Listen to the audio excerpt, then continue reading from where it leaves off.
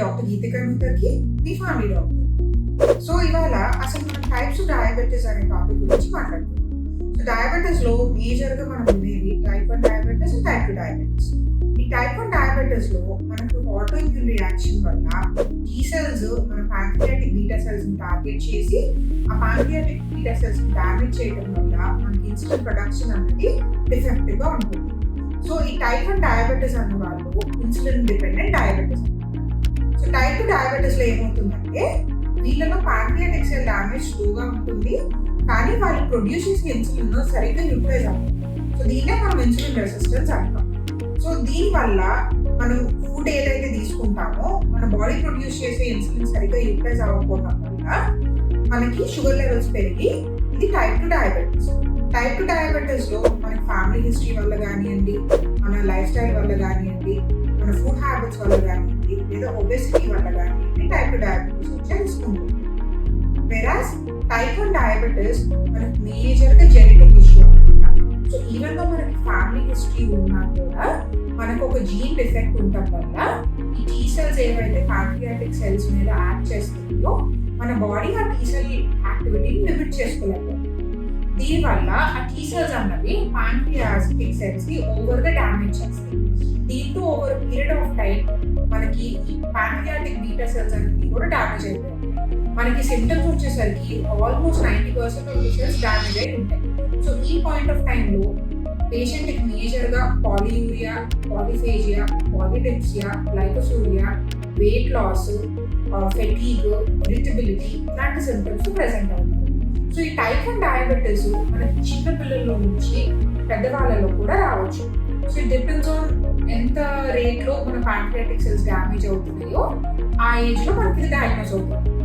But మేజర్గా మనం ఇది అడోలసెంట్ ఏజ్ గ్రూప్లో అంటే టీనేజ్ పిల్లల్లో ఎక్కువగా డయాగ్నోసిస్ చూస్తాం.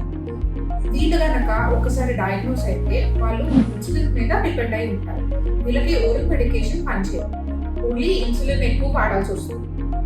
దాని తర్వాత ఇన్సులిన్తో పాటు కొంచెం డైట్ కంట్రోల్, ఫుడ్ హ్యాబిట్స్ అవన్నీ కూడా చెక్ చేసుకుంటా, షుగర్ మానిటరింగ్ రెగ్యులర్గా చేసుకుంటా, వాళ్ళు ఇన్సులిన్ డోసెస్ అడ్జస్ట్ చేసుకుంటా, ఎక్సర్సైజ్ అవి మెయింటైన్ చేసుకుంటా ఉంటే వీళ్ళకి కాంప్లికేషన్స్ లేకుండా లాంగ్ లైఫ్ ఉండే అవకాశం ఉంటుంది. మనం టైప్ 2 డయాబెటీస్లో ఏదైతే ఉందో ఇది మనకి life style dependent plus family history dependent plus stress, మన స్మోకింగ్, ఆల్కహాల్ ఇలాంటి హ్యాబిట్స్ కూడా టైప్ 2 డయాబెటీస్ ఫిగర్ చేయొచ్చు. సో ఈ టైప్ 2 డయాబెటీస్ మనకు రాకుండా ఉండాలి అంటే healthy diet, exercise, stress levels balance చేసుకుంటే ఇది ప్రివెంట్ చేసుకోవడానికి అవకాశం ఉంటుంది. ఈ టైప్ 2 డయాబెటీస్ వచ్చే ముందు కూడా చాలా మందికి సైన్స్ ఆఫ్ ఇన్సులిన్ రెసిస్టెన్స్ చూస్తాం. So pigmentation over the back of the neck, under arms, groin ఏరియాలో దీన్ని అకాంథోసిస్ నైగ్రిగన్స్ అంటాం.